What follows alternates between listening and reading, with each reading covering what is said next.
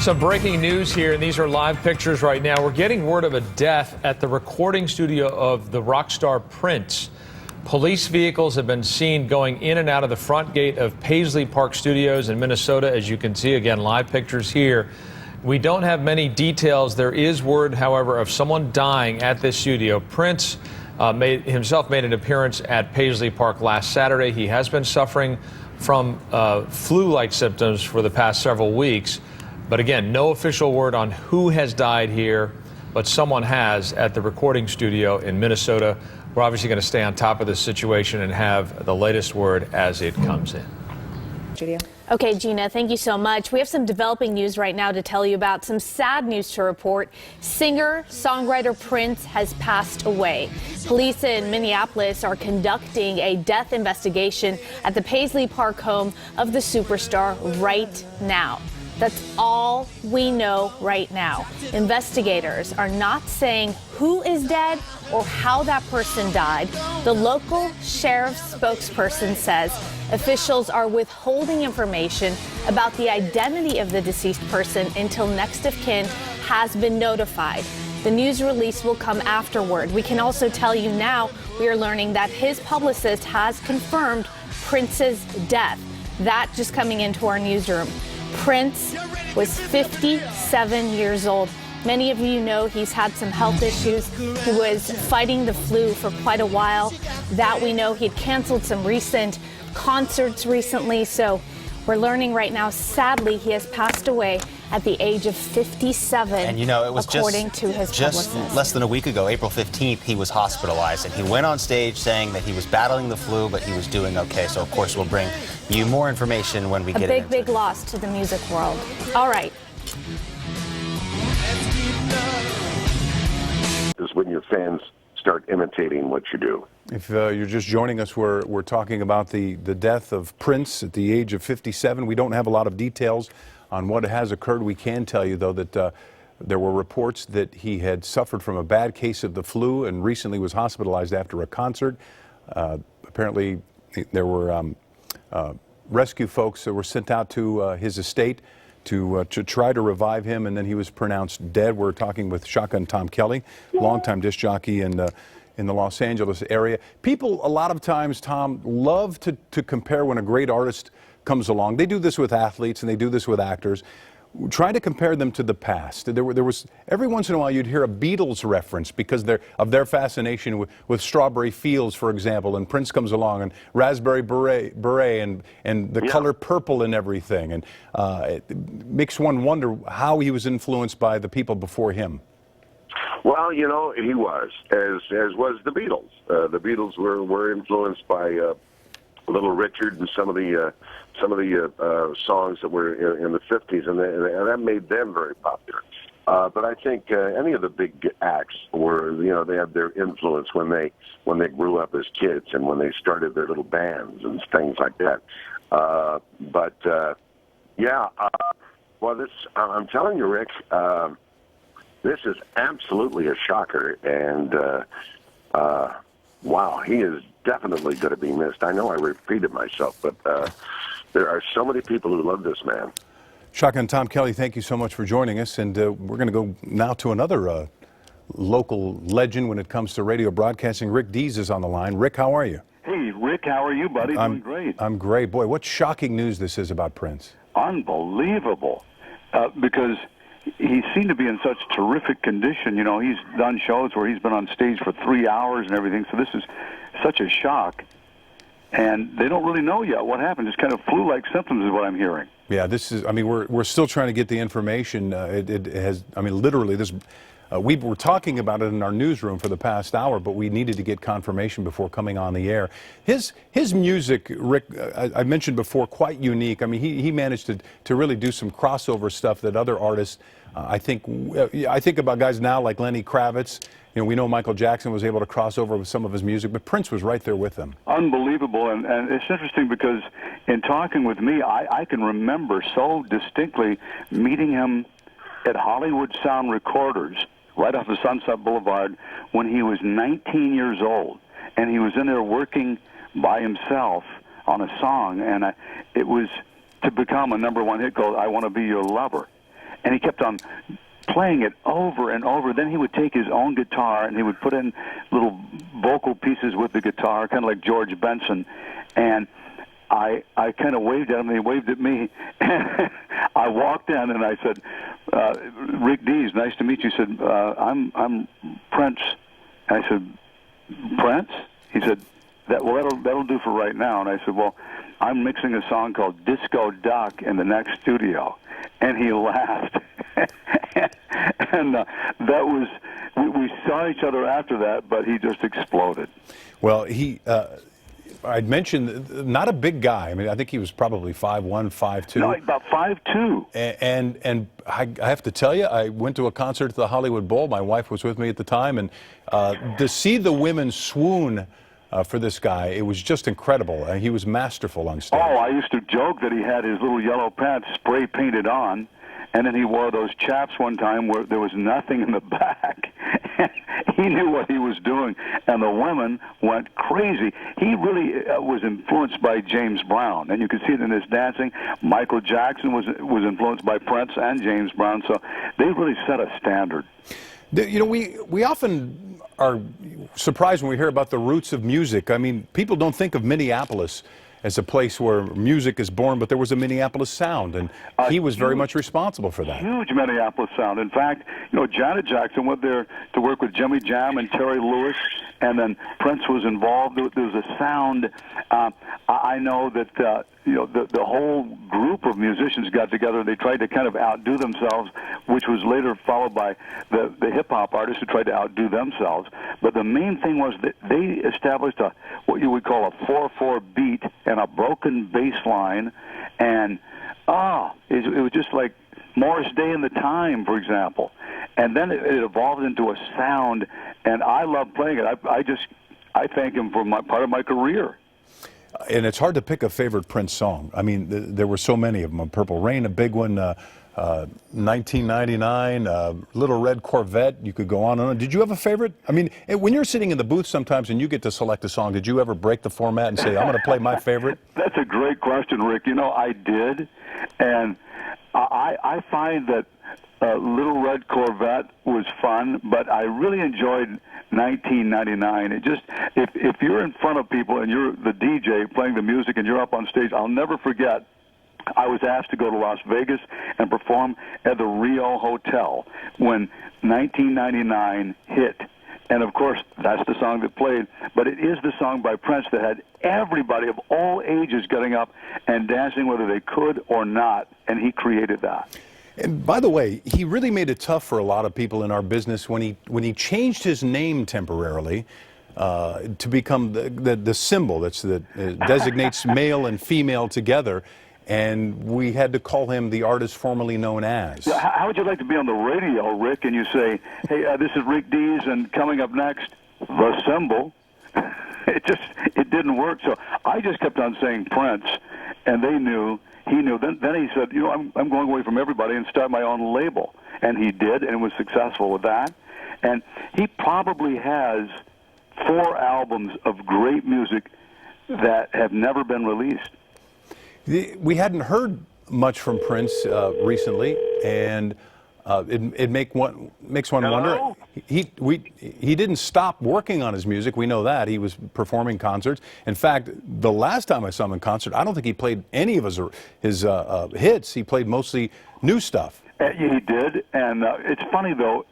Going back to Prince, when I saw him, I said, "You know, that's great, but I think it's a mistake. If you had ever been to an Eagles concert before Glenn Frey passed away, they played every one of their hits, and their challenge was to play it exactly like they had recorded it, and people loved that. And he didn't play it, but he was always evolving, so you had to kind of forgive him because he's still sold out." Is it fair to compare him? I mean, is there a place to put him when we think of all the greats, Elvis, the Beatles?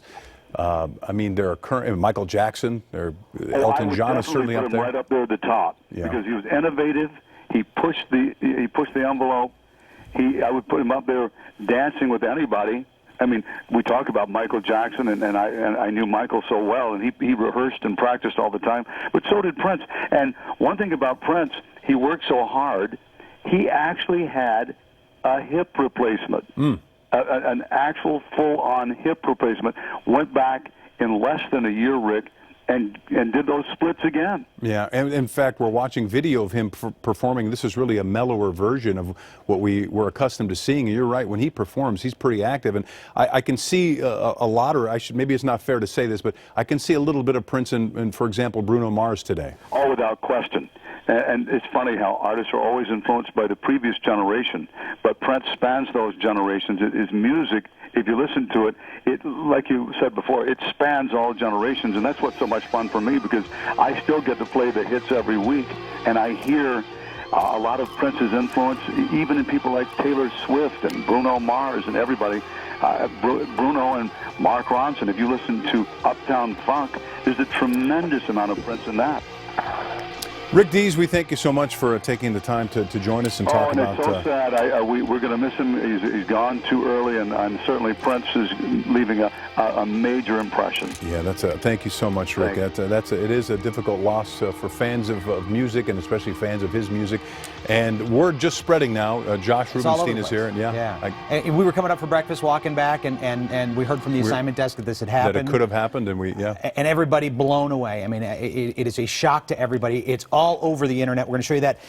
By the way, Rolling Stone, we talk about his talent. He's number 33 on the list of top 100 guitarists of all time. Wow. So, That's something. I mean, a tremendous talent. I remember the first time I heard Purple Rain, one of my favorite albums of all time. How about Shonda Rhimes?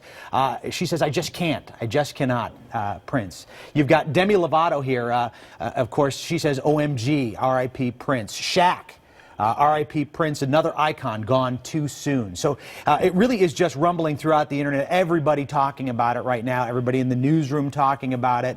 This is going to be one of those things where it just grows through the day to day as everybody continues to sort of accept that this icon at 57 years old is gone. One of the greats that we just you can't get your hands around, right, Rick? No, I'm having a hard time. I know, the boss kind of had given me the word that this story had broken and that we may be going on with it, and I looked. I think he saw the look on my face. I thought I didn't want him to think I didn't want to go in the air, but I was really bumming that this story could be happening. I mean, this guy really from the late 70s. We didn't know a lot about him. And by the way, if you look at that picture you have there, Josh, I mean, he had so many different styles. You heard it from Shotgun, right? Yeah. He had a way of reinventing himself always, every single time. He just finished his last album last year, 2015. That was the last album. He was signed when he was 17, Rick.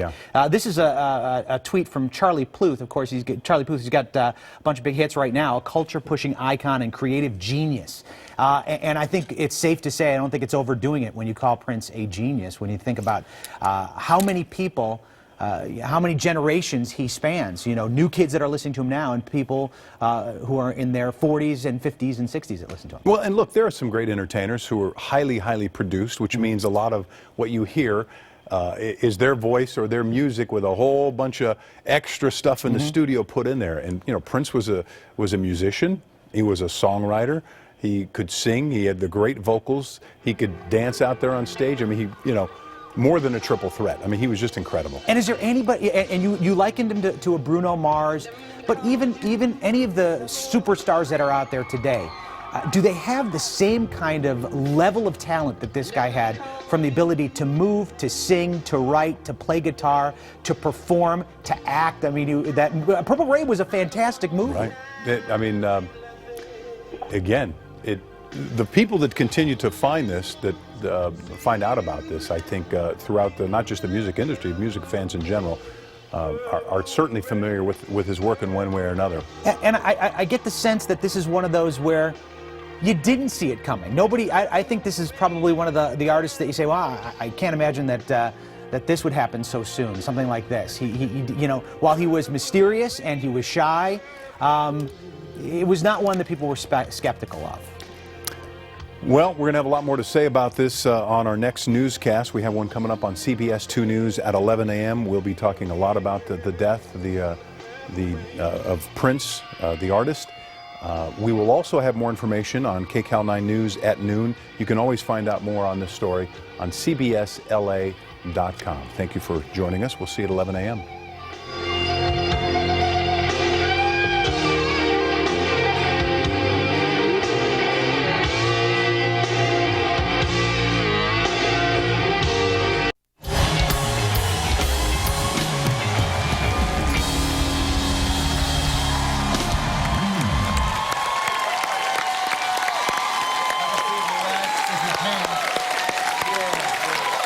get you comfortable.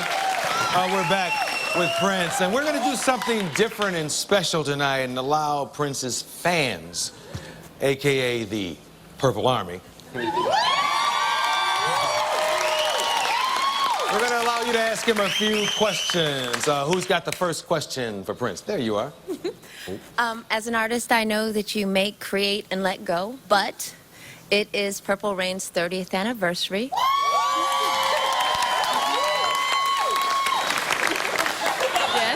Yes.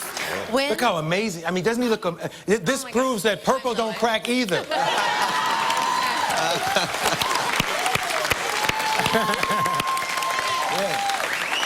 When was the last time you watched it, and what did you think? Actually, I was in the living room 3 days ago, and it came on television, and I watched Take Me With You.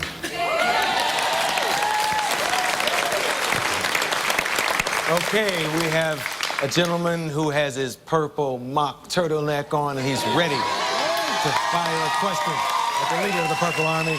Go, sir. Okay, have you ever bought anything off of an infomercial? And if not, were you ever tempted to? Be honest. What's an infomercial?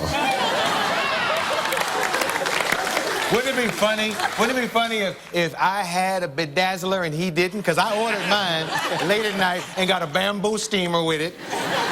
Yep. Bedazzler? Yeah. You don't have a bacon bowl?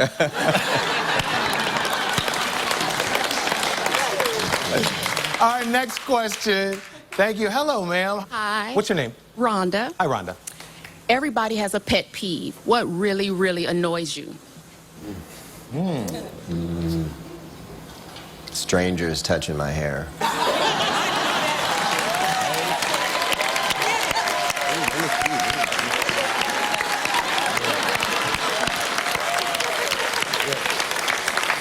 When is the last time you got mad and said, hey? Do you ever get angry? I got a little bit at a party I just went to after the Oscars. Oh, yeah. Yeah. Folks have a tendency to want to bump into you. Oh, yeah. It's mostly dudes. Yeah. Right. It's never McConaughey's wife or somebody gorgeous. It's always a dude who works at the barbecue restaurant. Yeah. I'm sorry, did I get sauce on your Prince? I'm sorry, bro. Your question, sir. What's your name? Pierce. Pierce. Yes. What household chore do you do that people would be surprised by? I can cook. But only one thing. Only one thing. What's the big Prince dish? Omelets. Oh. All my friends have high cholesterol.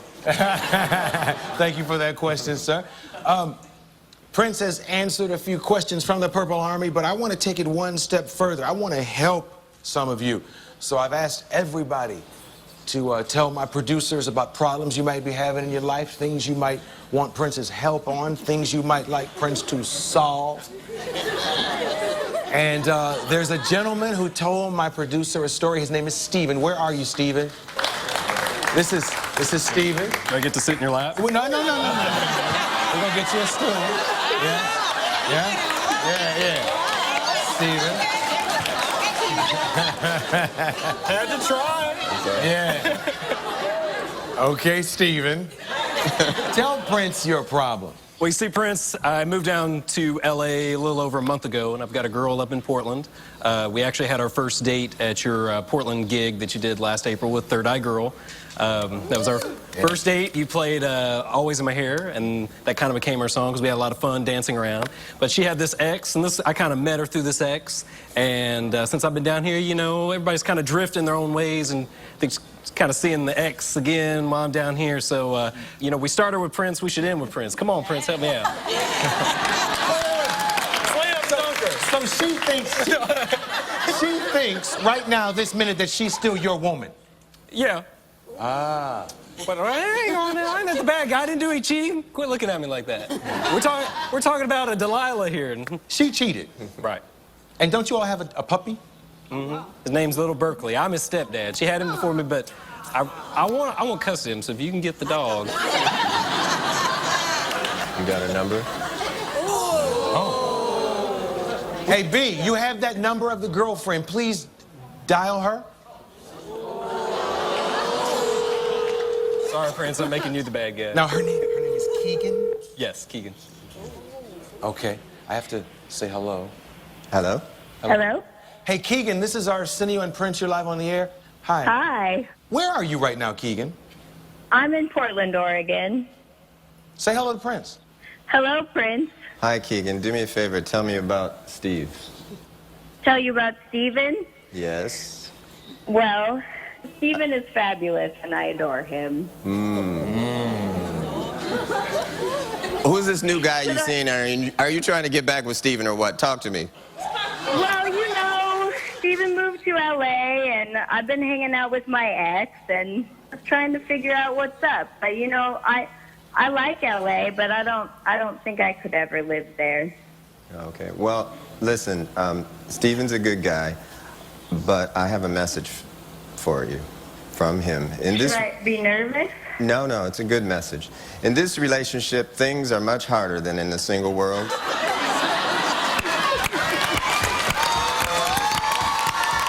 Oh, my goodness.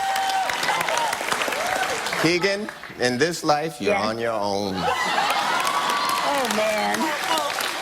Keegan, this Yes. is what it sounds like when Steven breaks up with you.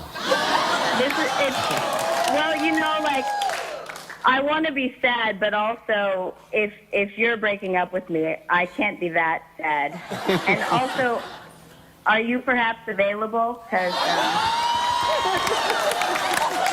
Go right back to your seat. I'm sorry. It might be too soon. There you go. Take this with you. No, I'm not available. All right. Well, Steven's missing out in that case. All right. I'll tell you, though, if you gotta have your man break up with you, this is a great way to have it happen. Prince gave her a call. Lynn Warfield coming up next.